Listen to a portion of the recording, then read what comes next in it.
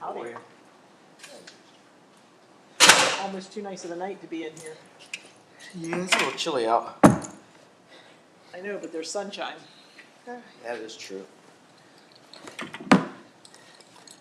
How you doing, Ardette? Not bad.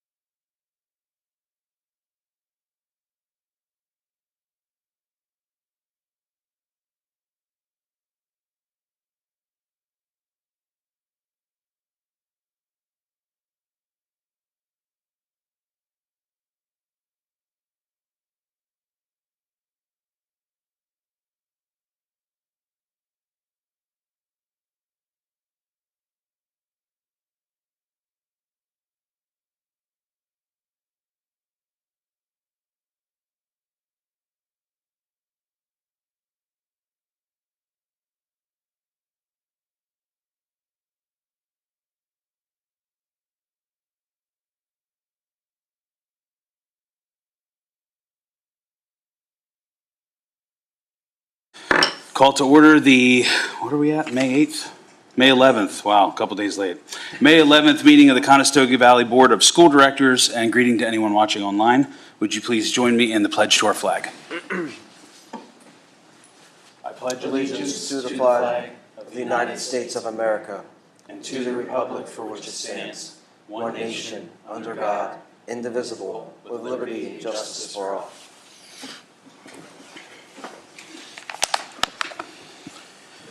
This is our first of 2 meetings per month in which we receive most of the informational presentations as well as discuss and deliberate future decisions. There are also action voting items required on timely issues and to meet time-constrained deadlines. Our meetings observe all legal requirements and our district policies to the best of our ability and understanding. Our detailed agendas and related public documents are posted on the district website for public access. Can I please have attendance, Mrs. Martin? We have 8 directors present tonight. Ms. Givler is absent. We do have a quorum in place. Awesome. For the agenda tonight, have there been any additions, deletions, or corrections? There have not. Awesome. So then can I get a motion to approve tonight's agenda? I move. Wow, everybody. I move to approve the agenda. All right. Second. That was the first of many firsts. Wow. All right. So we have a first and a second, yes? Awesome. All those in favor say aye. Aye. Any nays? Good. We've got an agenda. So we'll start with superintendent's comments. Okay, based on that last response, I'm guessing people are in a hurry for a quick meeting tonight, so I'll be brief. First, happy Mother's Day to all the mothers on the board and in the audience and out there live streaming. Hope it was a great weekend for you. I will keep my comments brief because next week is going to be a very busy week here at the board meeting. We'll have quite a few new approvals coming your way for new teachers we're hiring. We also have the retiree recognition, and we also have the Excellence in Education Award. So you're going to have to hear me talk a lot next week. So try to be brief tonight. I do want to give a shout out to Dr. Aloisa and her team at Leola. They put on a wonderful event last week at the open house for the new Leola. It was a great turnout. It was wonderful to see all the how excited the students were about coming back to their home building next year when they get to return. But there was also a lot of non-students that were there as well. A lot of retired teachers came back. A lot of some of our other community members who previously attended there were there too. So just a great event. Really was well received. Pretty busy this time of year. Tomorrow night, just a reminder, we have our elementary spring concert. Our combined band and orchestra concert is happening. On the 19th, we have our senior awards night for athletics. Or no, that's our senior awards, just our regular senior awards night. On the 21st, the middle school spring concert. May 22nd, we have a really special event that doesn't happen all the time. We have a 50-year time capsule being opened at Fritz Elementary School in the morning. And then, of course, the granddaddy of them all, we have graduation May 28th. So it's a busy month and a lot of exciting celebrations happening throughout the district over the next few weeks. So that concludes my report. Awesome.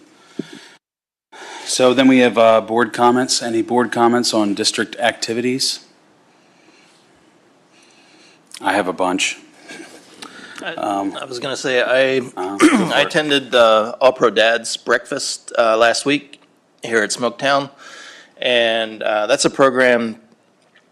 I'm not sure if it's at all the elementary schools or not, but I really appreciate the teachers and parents, staff that help put that event on at Smoketown. It's, I don't know, roughly 5 or 6 times a year, and just a really cool opportunity for dads and kids to intentionally be there, be together, have breakfast, and then talk about a character trait. And it's always very well attended, and I just really appreciate everyone that's involved with that. So thanks. Yeah, they had All Pro Dads had an evening one too at Fritz. It was a basketball night, and I don't mind saying I was well out of my element because I'm about as athletic as a boulder. But it was fine until Mr. Swift had us doing running drills, and I was like, okay, wait a minute. I thought this was about kids and us having fun. Why am I running? Anyway, a lot of fun. I also got to attend Leola's open house because my kids had gone there and they were really excited to go back. My older children wanted to go back and see the school. And although they said, it's too sterile, they said, it's just, there's nothing decorating the walls. I'm like, well, yeah, that's kind of the point. You need a blank slate to start from. But the building looks amazing, especially that middle courtyard. Who knew there was a whole concrete bench around there? Had no idea. Fritz had their night of the arts where all the kids performed different things, which is super cool. It's the first time I've seen, I don't know, maybe 100 and so kids playing 5-gallon buckets with drumsticks. It was pretty entertaining. And then I had to hightail it from there over to the final chorus band and orchestra concert, and they did a senior recognition that night, which was great. Very honoring to our senior students. I also had the opportunity of participating in the mini-thon, the all-nighter here. I signed up for every time slot. Looking back in hindsight, maybe that wasn't the wisest thing to do. But I will say I had massive benefit from that. I wanted to give a shout out to Ms. Nycary, Mr. Schott, Mrs. Torres, who were the 3 teacher advisors that put that on. They did an excellent job. And to all the chaperones that helped out. There were many teachers as well, whose names I could not possibly remember all of them. And of course, Sergeant Goss was there, the one SRO who's usually relegated to the middle school was there. It's fun to see how the kids interact with him. Some of the girls covered him in Snoopy stickers, or Goofy stickers, sorry.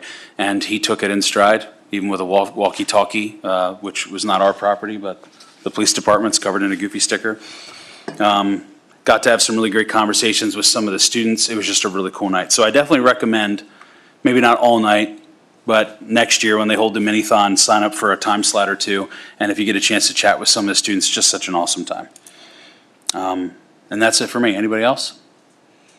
Yes, the 4th grade class over at Brownstown did a Mother's Day breakfast, which was nice because we also have All-Pro Dad. But it was nice to do something for moms. So it was just the 4th grade class, and the kids did a little video for us, and they had breakfast and sat with us, and it was really sweet. That's awesome. So Mrs. Rumbaugh there started it, and it's the second one, and I think they're going to continue it, so they should. That's It's great. nice. And Phil and I both attended the GHMS 5th grade teachers night, 5th grade parent night. Is that what it was called? Yeah. Anyway, we were just over there. Probably the most well-attended we've seen so far for incoming families to watch their kids come into the middle school or returning, like myself and a few others. And other than a kid pulling the eye wash station in the middle of Mr. Richards' science class, that was the most exciting thing that happened. But Phil was there to turn it off and keep the school from flooding, so kudos to Mr. Eby. All right. We have no presentations tonight, so this would be the first part in the meeting where we have some public comments specific to agenda, if anybody has anything. No? All right, so then our first action discussion item will be review and approval of the proposed final budget with Mrs. Hutzinger. Thank you. Good evening.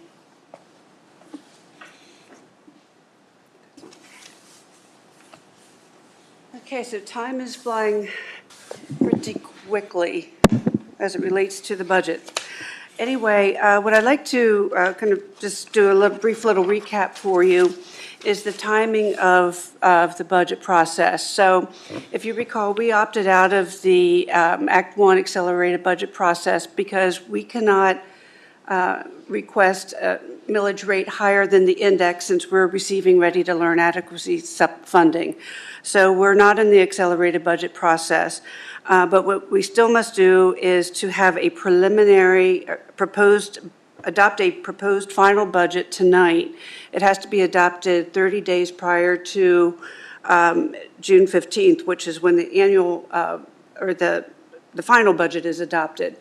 So we can make changes to the budget between now and then with no problem. That's not an issue. We've done this in the past in the previous years.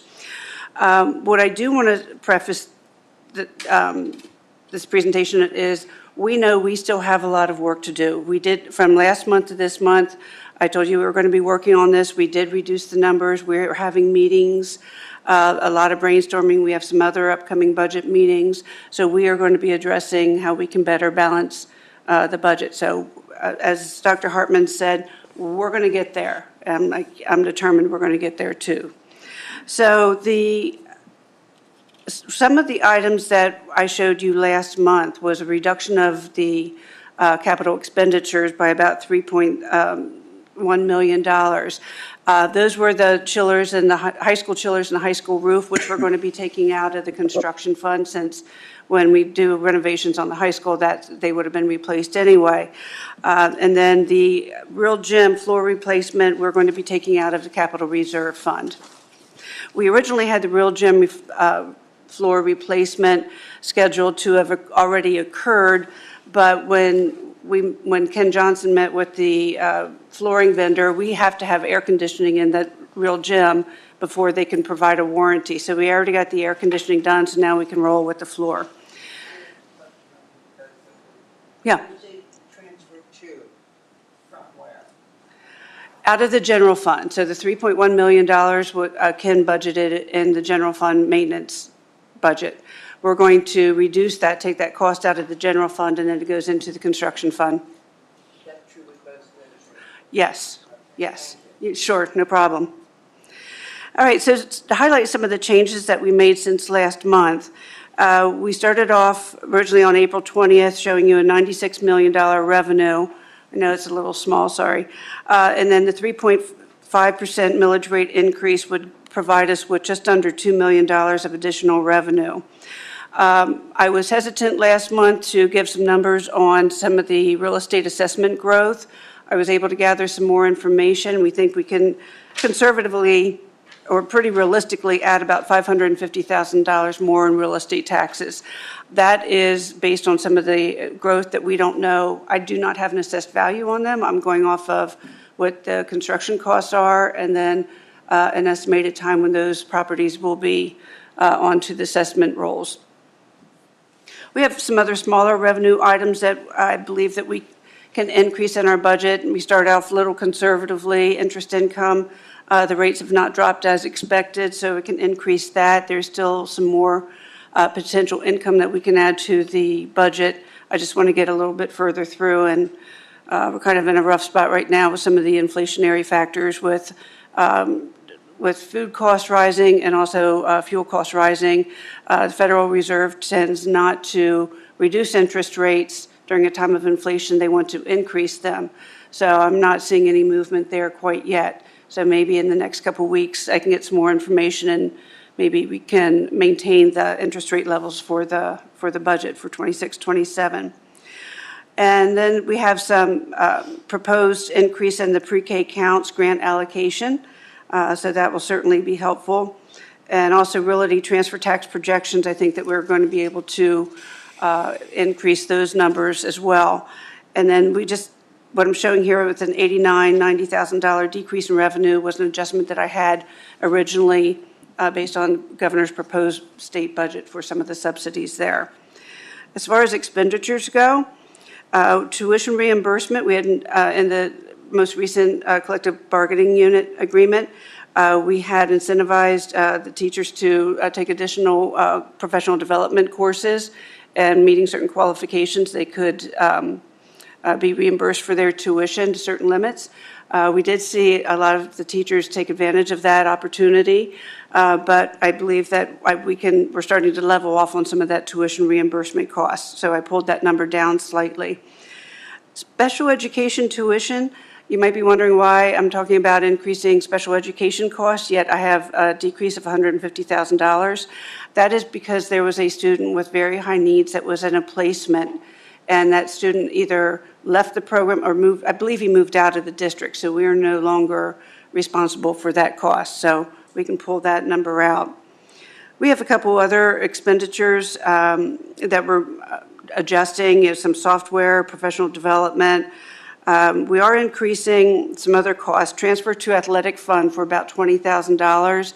We have not increased their allocation for about 5-6 years. So we need to help increase that to help them balance their budget. Transportation contractor adjustments, we're continuing to see larger nonprofit, not nonprofit, non-public transportation students, and then also the McKinney-Vento, the homeless students. We're required to provide them transportation, and we're just seeing, over the last several years, such an influx of the homeless students, so that cost is going up. And that is outside of the Bright Book contract that we just negotiated and approved last year. Also talking about transportation, fuel prices, and electricity costs. I mean, I'm just afraid that those are going to be going possibly even higher. Hopefully not. Hopefully this is going to level out, but at least we're covering ourselves with those costs. So again, we're far from finished with this budget process, but this brings us down to a $2.1 million deficit. Again, we've got ideas. We just need to continue to sit down and meet and discuss and have people at the table from cabinet that have all different perspectives so that we can come up with a good plan, solid plan. Any questions on this?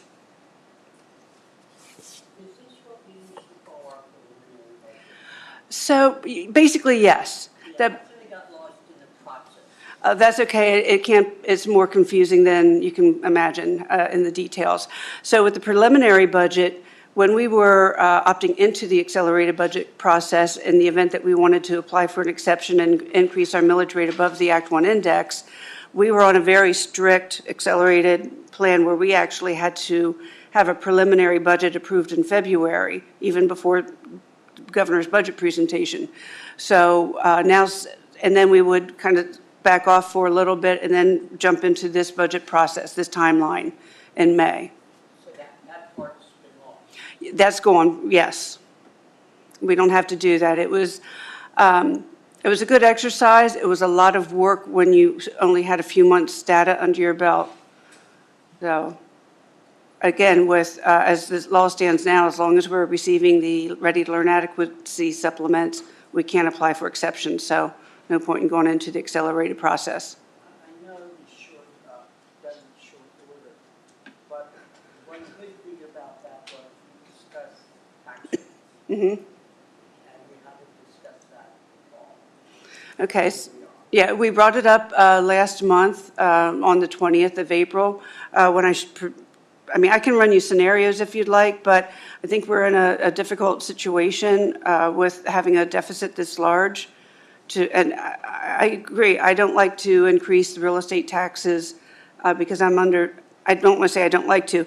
I am very understanding of the impact that the taxes have on the residents of the district. But if we don't do that, we don't have any other source of income to make up that $2 million. And we are looking at, I spent at least an entire day last week going through almost line by line of the budget, looking at patterns over the last several years. I look back on that March presentation, and I couldn't find any reference to exactly what millage we were talking about. Well, this is the max of 3.5%. I mean, we can have that discussion further, but we're already in a difficult, challenging situation with It's always our deficit. challenging, I know. I know it is. It is. It always is. I actually, on that topic, I have a question. So the other included spreadsheet has a projection summary, and our deficit just keeps snowballing worse.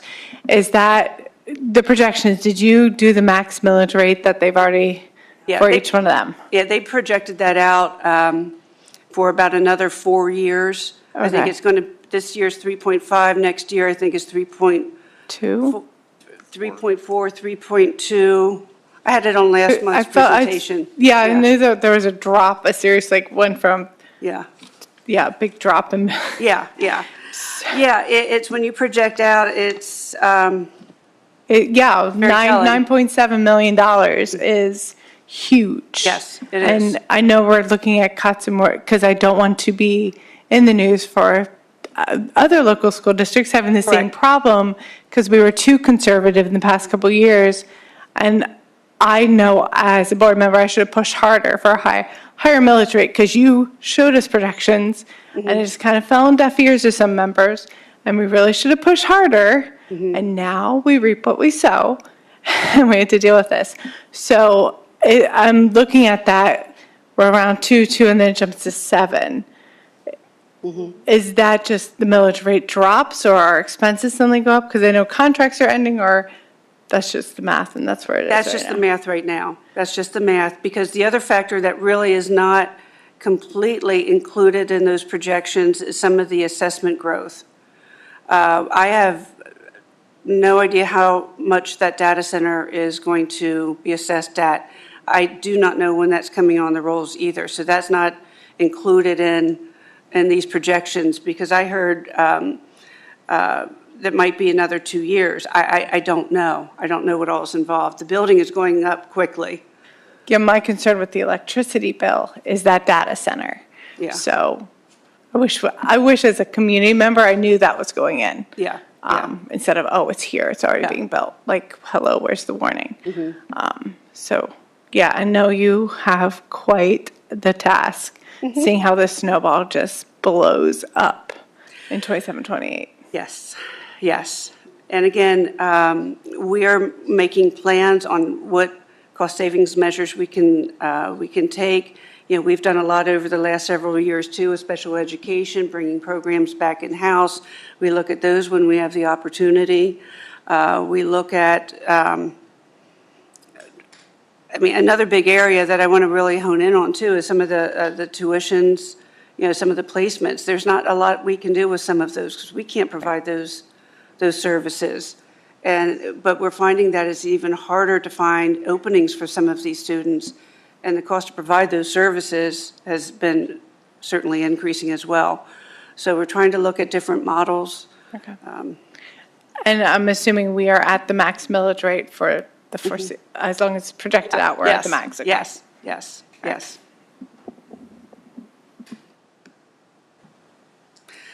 So on the next slide, just I'm a numbers person. I read numbers. Other people prefer not to read numbers and read read the visuals, the pie charts.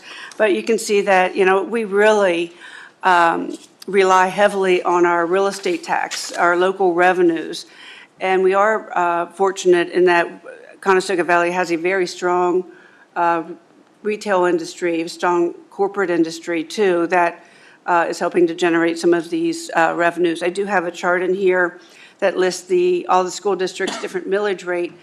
If you look at the chart, we're the third lowest, and actually, I would like to take Solanco out of that, so that would make us the second lowest, and we've been able to stay that lowest because, again, of the corporate base and the Route 30 highway.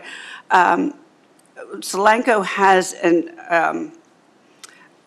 occupation tax. So based on what your occupation is, there's a sliding scale for what addition you have to pay. In return, they had to reduce their millage rate. So that's why their millage rate is so low. Expenditures, again, nothing too new on this pie chart. It's pretty much very similar to what it's been in prior years. So on the next slide, then this is just summarizing Act 1 Index 3.5. It generates just under $2 million, as I mentioned earlier. Value of a mill is $3.6 million. And the average cost of a single dwelling home in Conestoga Valley is $215,000. And yes, the increase in the impact to a homeowner would be $122 per year.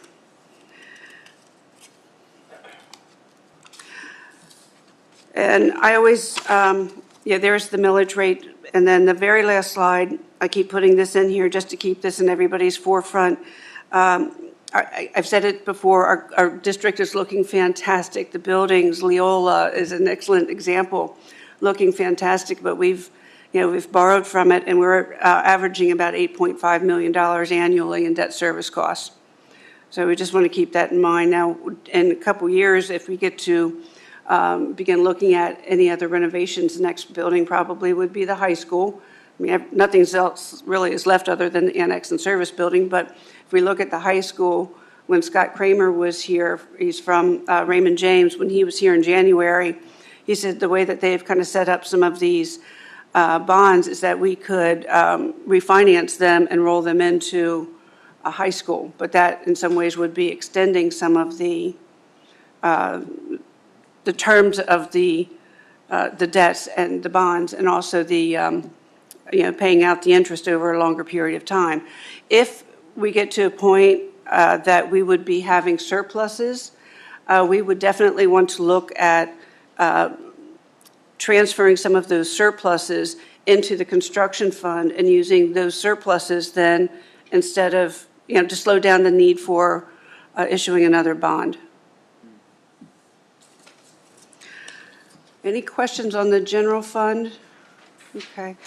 I can roll right next into a brief food service update for you. And then we do need to approve these two resolutions and the proposed final budget for the general fund. But just a brief update with food service highlights. Some of the really good news, and I'll tie in every year, and what the governor's proposing, again, is to continue the universal free breakfast to all public school students. I think that has been a great initiative. The governor is proposing that in order to help get kiddos to eat breakfast. So another, what do you want to call it? Another initiative that the governor has taken too is that if a family is on the free and reduced program, but they qualify as getting a reduced lunch, now under his, some of the regulations, some of the budgets that he's passed, they get a free lunch right away. So they potentially could have breakfast and lunch for free, which is great for the kiddos in order to be able to help with their education and concentration. Challenges, this is everywhere. Food costs are increasing due to tariffs. We've got fuel prices that are increasing. But we are budgeting for 26-27 for a new warmer oven replacement of $25,000 and high school combi ovens for a total of $100,000. So every year, PDE requires us to file a report with them, kind of summarizing some of the revenues, expenditures, and what the food service ending fund balance is. And then because our food service fund balance is $2.3 million, what we have to do is provide them with justification. What are we going to do to reduce that? Because we don't want to be sitting on that much money as well. So we're looking at these one-time capital equipment purchases that are much needed, long overdue too. And again, on that same note too, we're recommending that we do not increase lunch prices for the 26-27 year. Currently, elementary pays $2.75 for lunch. Middle school and high school is $2.90 for lunch. And because we have that fund balance, we're recommending we do not increase. And we're right in line with the other districts in the county. And in addition, we are actually a little bit lower than the county average. Then on this page is the projections and the budget. So again, I mentioned that we had a $2 million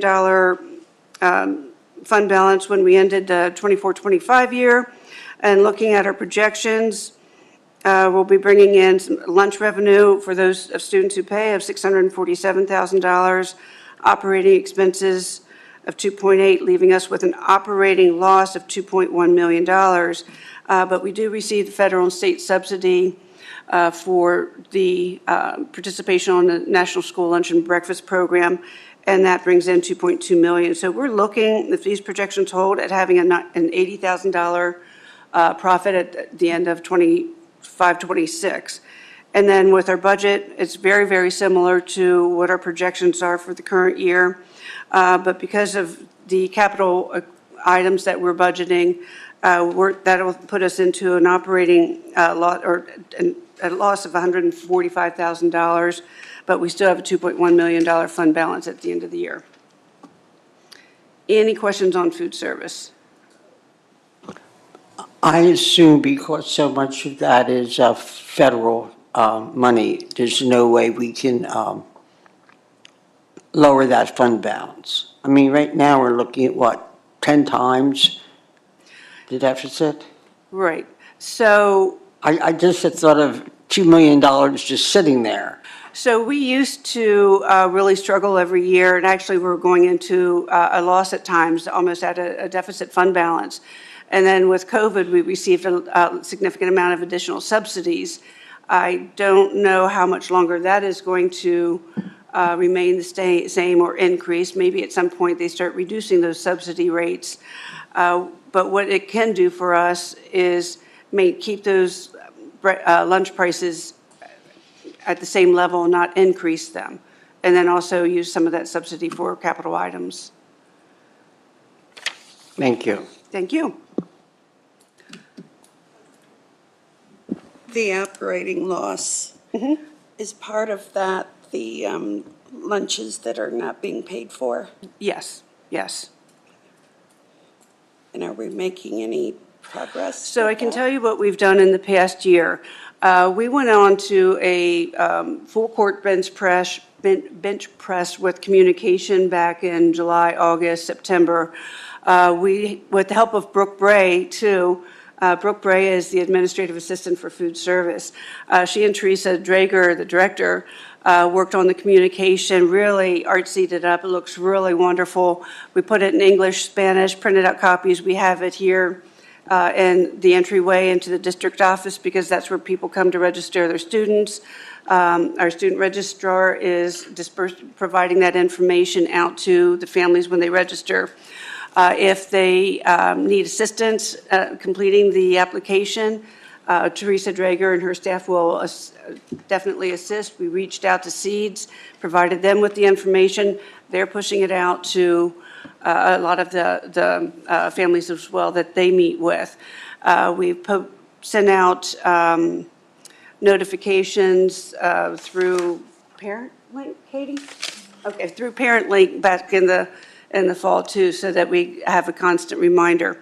The next step in the communication process is that we need to really just inundate people with reminders that just because you're on the free and reduced program doesn't mean you stay on the program. You have to reapply. So part of the problem is families don't always understand that, and then the 30-day grace period at the beginning of the school year ends, and then all of a sudden they're receiving lunch charges. So we're trying to work with families on that. When I did mention the universal free breakfast and allowing students that qualify as reduced to receive a free lunch, those were initiatives by the governor, not just for the support of the education for students so that they have at least 2 meals during the day, but it's also their initiative to help offset some of these lunch charges due to the lunch shaming law. Another action that we took too in the fall was if a student came through and had a charge on his or her account, but wanted to buy snacks with cash, we said no. Don't mean to be difficult. They can still get a regular lunch, but they can't buy. There's got to be some accountability. Some responsibility too, so they can't buy snacks with cash if they have a charge. And again, too, what we find is at the end of the school year, the food service department works closely, especially at the high school level, that if a student wants to graduate, if they want to go to the prom or whatever event, they need to pay off their lunch balances. So we do see those numbers decrease usually in the May timeframe. Do you know what the unpaid meal balance is compared to other years? Yes. It is right now for the 25-26 year, it's approximately $25,000. And is that below what it usually was? And that's been pretty consistent, 19,000, 24,000, 24,000. Always right in that? Yeah, right in that area.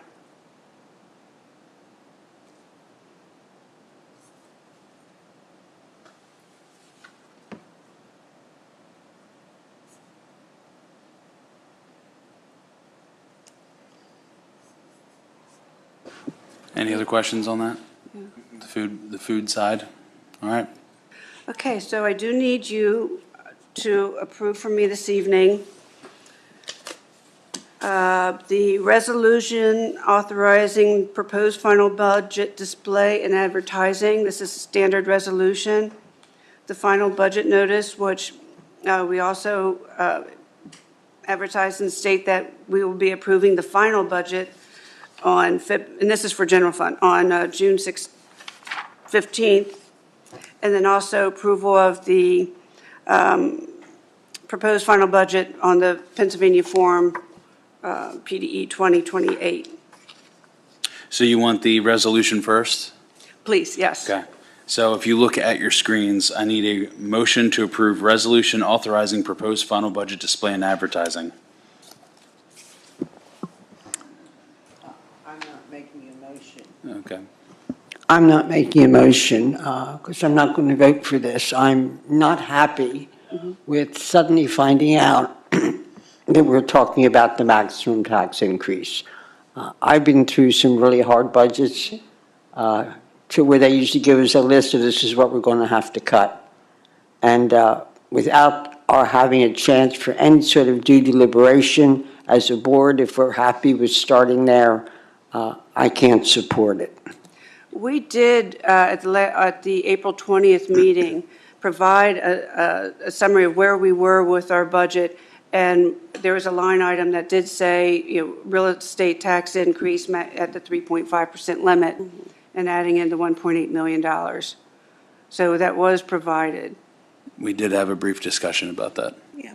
At that I time. look back on our presentations, and I didn't feel as if we were aware that that's what it was, and we certainly didn't talk about it. No, I recall that we did. Also, typically, too, we discuss it in the budget in March as well. And the March meeting was postponed, and then I was very sick. So we took that presentation and realize punted that. it to the first meeting in April, too. I So- realize that. Excuse me. I realize that complicated it, but someone should have been giving us those presentations. Maybe we don't have a succession plan in place, but Well, I thought I'd provided that information, but that's okay. I understood it, and I understood that she was asking for the 3.5 increase, and I verified with her just to confirm that, so I understood it, but. I move we accept the resolution authorizing the proposed final budget display and for advertising. Can I have a roll call vote, please?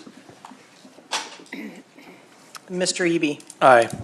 Mrs. Groff, Mr. Benigno, Aye. Dr. Martin, Mrs. Fisher, Aye. Mrs. Kapka, Aye. Ms. Trowbridge, Aye. Mr. Gensel. Aye. We have a 7-1 vote. And then I need a motion to approve the proposed final budget. Is that correct, Adele? Correct. Yes. And a second, please. Motion to approve the proposed final budget. Second. I'm sorry, who was second? Diana. Yeah, we'll give it to Diane. Phil wants to pass the buck to Diane on that one. I already did the hard work. And I'll take a roll call vote on that too, please. Mrs. Groff. Mr. Benigno, Aye. Dr. Martin, Aye. Mrs. Fisher, Aye. Mrs. Kapka, Aye. Ms. Trowbridge, Aye. Mr. Gensel, Aye. Mr. Eby. Aye. We have a 7-1 vote. Okay. And then we have the, resolution for the tax collector. Is that the next one? Yes. So Lancaster County Tax Collection Bureau has been collecting our real estate taxes for us for about 10 years. It works out very well. They do an excellent job. So we would like to appoint them as our tax collectors again for the 26-27 school year. And I would like approval this evening if possible. Any questions about tax collections? Sure none of you want the job? Just kidding. All right, so I will take, give me 1 second. I'll take a motion to approve the tax collector appointment resolution. I move we accept the tax collector resolution. Second. And we'll do a roll call on that too. Mr. Benigno, Aye. Dr. Martin, Aye. Mrs. Fisher, Aye. Mrs. Kapka, Aye. Ms. Trowbridge, Aye. Mr. Gensel, Aye. Mr. Eby. Aye. Ms. Groff. Aye. With an 8-0 vote. All right. All right, thank you. Uh-huh. And then we have the approval to appoint school board treasurer for a one-year term, which of course is Adele Hutzinger, being recommended for board treasurer again for this coming year. Any questions about that? I move to appoint Mrs. Hunsinger as the board treasurer. Thank you. We'll do second. Who's going to second that? Second. All those in favor say aye. Aye. Any nays? That's what I thought. Okay. All right. That takes care of the action discussion items.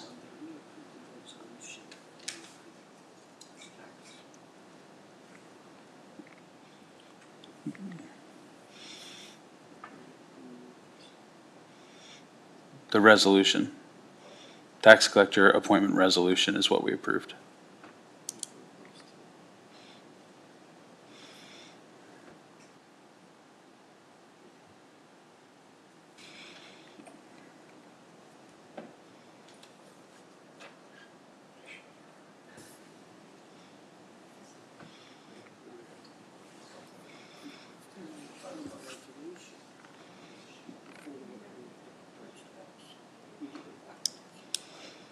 Well, this resolution is just who's collecting the taxes.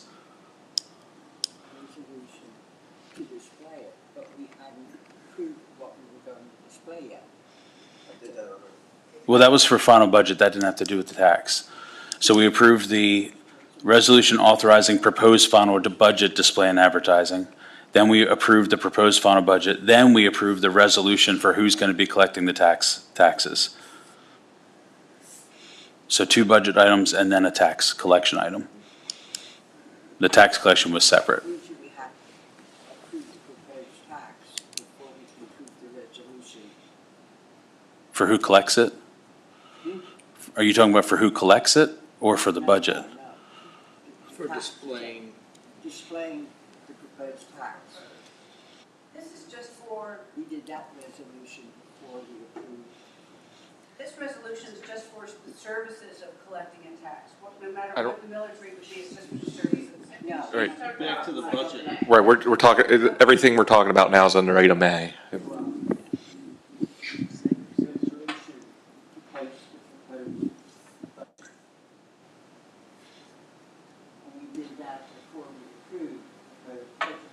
We did it backwards. Okay. We'll remember for next time. Have a proposed budget to post yet. Oh, I see what you're saying. Gotcha. We have to vote on the tax first and then the resolution. So we should have voted on proposed final budget first, then on the resolution. That's what you're saying. Okay, gotcha. All right. Make a note of that for next time. Make sure we get those in order.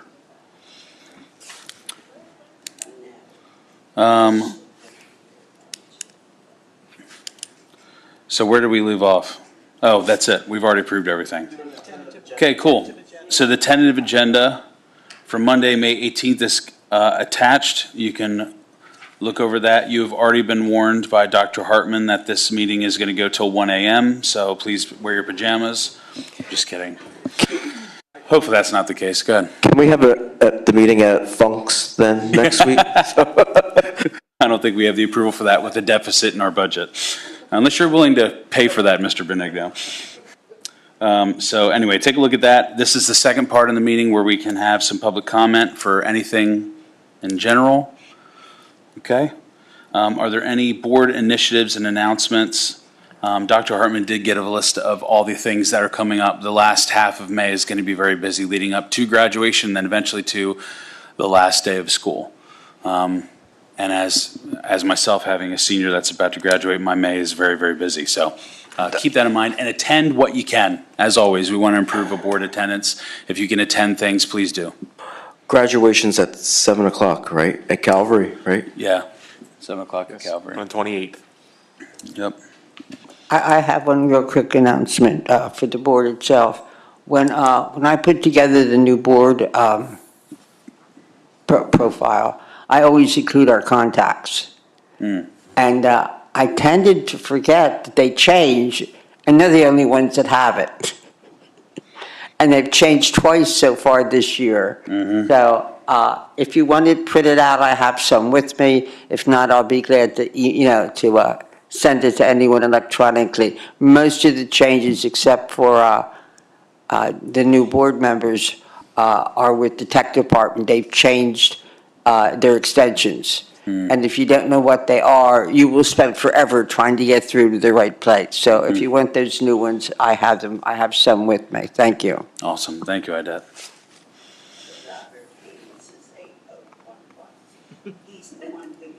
Oh, okay. Yeah, for specific help from the tech department, Idette and Kathy, I think, are well-versed with those that are the most helpful.